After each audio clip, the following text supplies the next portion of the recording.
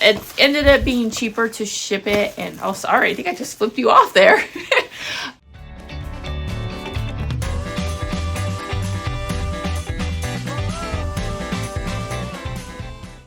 What's up, my reseller friends? My name is Sabrina. I thrift to resell on eBay, Poshmark, and Mercari. I'm a full-time reseller, and in this video, I am going to be shipping my sales for the day. But I'm also going to be talking to you about what happened when I drastically lowered my promoted listings. Was it good? Was it bad? I'll talk about it at the end of this video. But first, I just want to get the boring part out of the way, which is my shipping.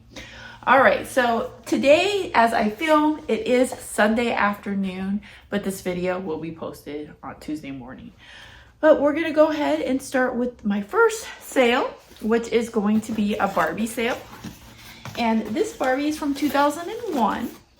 It is a Rapunzel doll. She's redressed, so she does not have her original outfit. This sold for $23.74, free shipping. A lot of these Barbies from the early 2000s sell for around this price. So I would, if you're interested in selling Barbies, do some research, see what that era of Barbie doll looks like. That way you can be on the lookout for those when you're out there. But this is what she looks like. Her hair doesn't look long, but it's one of those dolls where like you could pull the hair out so that the hair gets longer. So this isn't like Disney Rapunzel, it's just a fairy tale Rapunzel. This actually came out like way before the Disney Rapunzel movie came out. So I actually want to address something because I feel like I talked about all the things in my Barbie series, which if you're new to my channel and you want to know about Barbies, I have so much Barbie content for you to go look at, like ridiculous amount of Barbie content. But there is something that I didn't really talk about in my series, which I don't know why I didn't talk about that, but somebody had asked me, why do I sell a lot of dolls without their clothes? Because I actually do. And I kind of want to talk about that a little bit in this video, because it is a really good question. Why don't you just put a dress on the doll? So there's a few things. When I get a doll that's thrifted or from a yard sale or from an auction or something, and it's a used doll and it's been played with, she's either going, if she's wearing clothes, that outfit's either going to be her original outfit or it's going to be an outfit that belonged to a different doll. But I sell a lot of Barbie clothes. So I make more money if I remove that outfit from the doll and sell it separately as a replacement for whatever doll that outfit goes to, and then just sell the Barbie separately. I make more money doing it that way. So that's the first reason. Second, well, why don't I just replace it with a different dress? Normally, I don't have like extra dresses lying around because I sell them, and I could buy them for cheap on Amazon or something, like those cheap little dresses. But I think those dresses are so cheap and tacky looking that I just don't even want to put them on the doll. Like, I think that whoever's buying it, it's not going to matter whether they're wearing that super cheap tacky dress or if they're not wearing one at all, because most of the time the people who's buying this doll, especially if this is like a vintage doll, it's going to be a collector. It's either a collector or it's a mother buying the doll for her child because she had that doll as a little girl, so she wants to, you know, rebuy it for her child. But in most cases, it's like really not going to matter if you have the original dress or not. Sometimes when I do buy dolls, if they're wearing a dress already, and I think this was the case with this doll because she was wearing a dress that wasn't her original dress.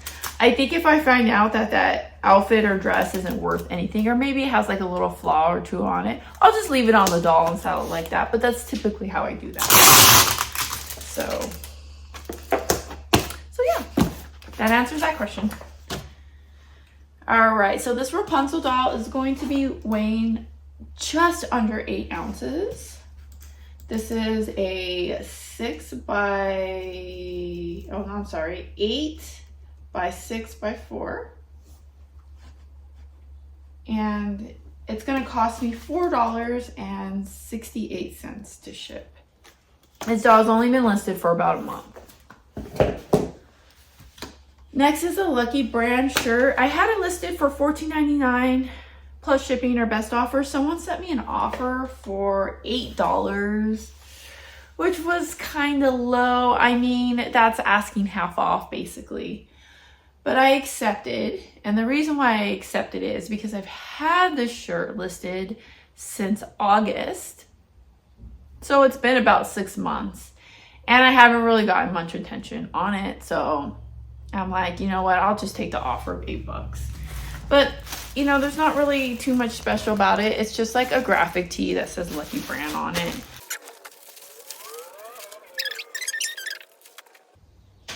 Next, I have a bundle of clothing that were my daughter's.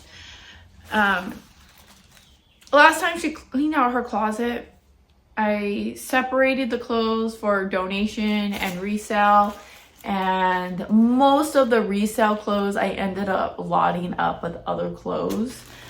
So this one was just kind of, this is what it looked like. It was just kind of a mixture of like beach / summer type looking clothes, right? So this one, let's see. This one I sold for $13.99 plus shipping of $7.99. And it looks like this is only going to cost me $6.23 to ship.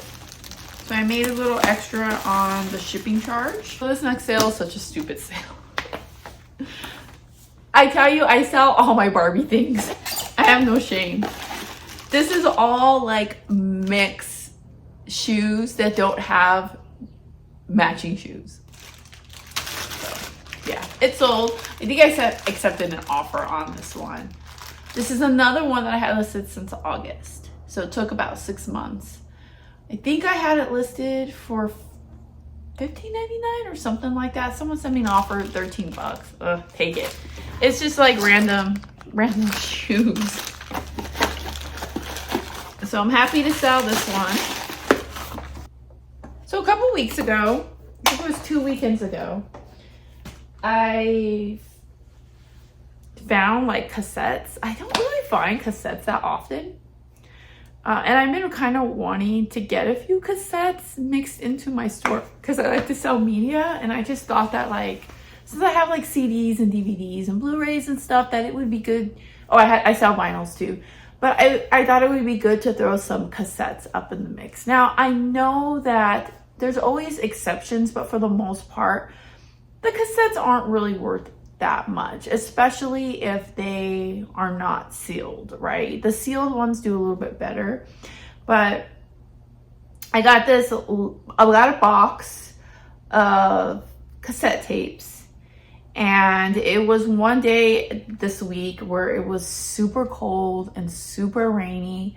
And, you know, I live in Southern California. So when we have days like that, like, I feel like I'm not like mentally there when we have like a gloomy day. So it was really great that I had those cassettes that I could work on. I ended up having to make 30 listings that day. I normally only make like 10 to 15 listings, but I had to do more listings because I was listing them at a lower price. So I just have like certain goals with myself, or I have to, if I can find like higher value things, I don't have to work as hard.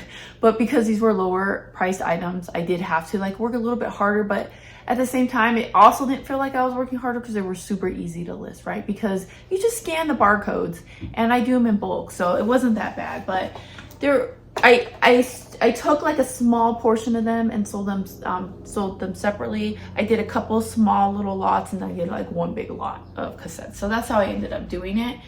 But this one is U2, the Jonah Tree. This one sold for $4 plus the cost of shipping. Again, not major money here, but these are just things that I like for my store. I just got word that my husband wants to come out here and do some yard work. So I am going to be doing the rest of this very quickly, and then I am gonna move upstairs and finish filming the last half of this video up there. So I'm trying to do this part fast now. Whenever you ship something media mail, or if you're gonna ship something media mail and it weighs 4 ounces or under, most of the time it's gonna be cheaper to not ship it media mail. It will be cheaper to ship it ground, but then also ground comes with that insurance. So keep an eye out for that. Next, I got this Mickey and Minnie plush. There's nothing too special about it. It's just Mickey and Minnie. They do still have their tags on them though. They're new. These were some of my daughter's stuffed animals. I mentioned in one of my previous videos that we have gone through like her stuffed animals and trying to downsize that a lot because I really don't have the space to be storing a bunch of stuffed animals that she's never gonna look at or touch. This weighs 11 ounces and it's going to cost me $5.45 to ship. Got another cassette. This one was another $3.99 cassette. This was Prince Purple Rain. Okay. I wrap these up in cardboard.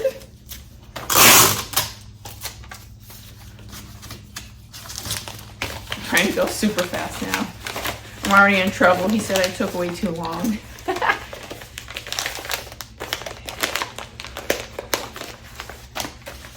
This should weigh under 3 ounces. So if I were to ship this media mail, it would cost me $4.13. However, so weird, both of these cassettes are going to Texas. Different people though. I guess people in Texas like cassettes. All right, so if I change it to Ground Advantage, it comes out to $4.11. So it's cheaper by a few cents, but like I mentioned, it will cover you as far as, you know, like insurance goes, and also it'll get to them faster.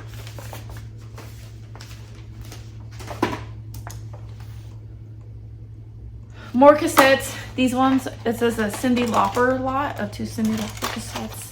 These 2 right here. These sold for $7.99, I believe. $6.99 plus shipping. I charge shipping on all my media. I didn't used to. It used to be all free shipping, but it just works out better for me charging shipping because the cost of media mail is like always going up, and I got tired of having it just like having to keep adjusting the prices and stuff. So I was just like, you know, I'm just gonna charge calculated shipping. And with eBay, when the buyer pays calculated shipping, it actually gives them the true price. So that's why I don't mind doing it for media mail.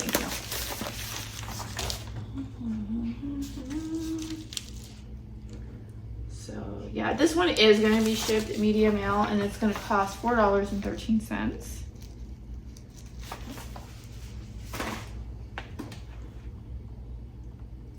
All right, my last item is these 2 cassettes. I mean 2 DVDs. I'm thinking cassettes. They're horror ones. These ones came from the Dollar Tree.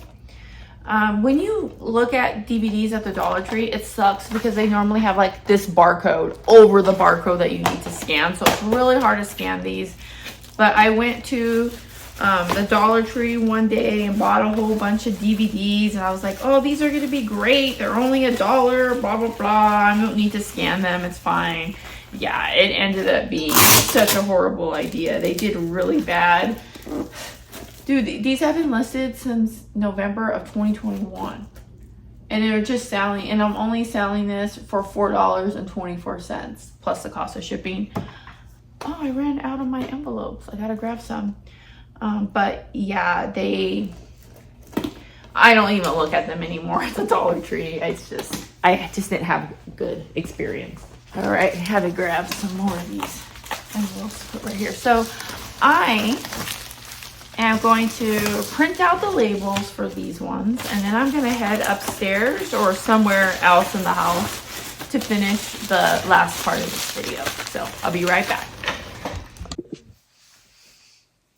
Okay, I'm back, and I actually came up into my husband's office because I thought I'd just change things up a bit. So I wanted to tell you about a mistake that I made on Mercari. So when I post on Mercari, I use the Vendoo app to cross post. And what I used to do before was when I cross post, I would just do free shipping on everything and then just add the cost of shipping onto the price. Well, I've decided that I now want to start charging shipping on Mercari. That's for a whole other video. I'm not going to go into all of that. I've talked about it so many times. But I made a mistake because when I cross-posted, I forgot to incorporate the cost of shipping on a particular item. Because it weighed over a pound, I do charge free shipping in that situation because I feel like the price that they charge the buyer is too high. So anytime something weighs over a pound, I just add the cost of shipping into the total. Forgot to do it this time. So somebody sent me an offer, and in my head I was thinking, oh, well, they're gonna pay for shipping. So I accepted an offer believing that they paid for shipping, but then I had to pay for shipping. So my total came out to, I ended up making $2 profit off of something. So that sucked because it was just a mistake. But what it is it's 2 pajama sets. They're from a brand that they sell at Target. I forget the name of it. What is it called? I have to open it to look. Stars Above. So these are, one set is a size extra small, other size is small. I have bought in a lot of clothes off someone here locally on Facebook Marketplace, and this was just a part of it. I wasn't even going to list them at all, but then I decided at the last second to list them. I wish I wouldn't have because it just totally wasn't even worth my time. Like, I think about all the time it took me to take these pictures and make the listing, and to have only made $2 off of it. That's kind of like a bummer and kind of discouraging. But this is all part of the process. Nobody's perfect. We make mistakes all the time. But yeah, it ended up being cheaper to ship it. And oh, sorry, I think I just flipped you off there.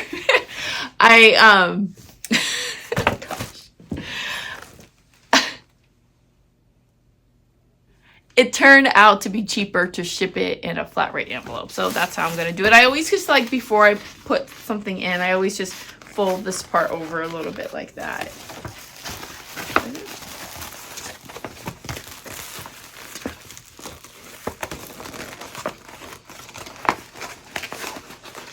So that was my one and only Mercari sale. I did get a couple of offers on Mercari that I ended up either declining or counter offering, and none of those ended up going through. Wasn't able to close the deal, which is fine. It happens. I'm not going to take something lower than what I think is fair just to get the sale. That's not a good business strategy. Now, if you've had something listed for quite some time, you just need to learn when to move on from it and just get whatever you can from it. But I wish I would have. This one sucked. And then the last thing that I have to ship was a Poshmark sale. This sold for $15, I think. It's a boys Velcome lot. So it was like 2 t-shirts and then just like some shorts. So yeah, these are little boy sizes. Lot sold for $15. I think I'm in $3 on it. Not spectacular, but it all helps. And like I had mentioned, it is for Sunday for me right now as I film this. And I normally don't film ship with me videos on Sundays because it's kind of like one of my more slower shipping days. But I feel like I had a good amount of things to ship today. So even though these were a lot of smaller items, lots of bread and butter items, it was good for a Sunday. So I'm definitely not going to be complaining about that. All right, so that was it for my sales. Now, what I wanted to talk to you about was promoted listings. Ugh, I hate the topic of promoted listings. What I do is all of my items that are valued of $10 or less, I promote at 3%, and anything that's over $10, I promote at 5%. And I was kind of feeling like I wanted to mess around with my promoted listings a bit because I hadn't in a while. Like I had it like that for quite some time. And I'm a firm believer when it comes to like a lot of like techniques with selling on eBay, that the best way to find out what's best for you isn't to listen to a YouTuber or what anybody on Facebook or Instagram have to say about it. You got to figure it out for yourself because none of our stores are created equal. So the best thing is to just try stuff.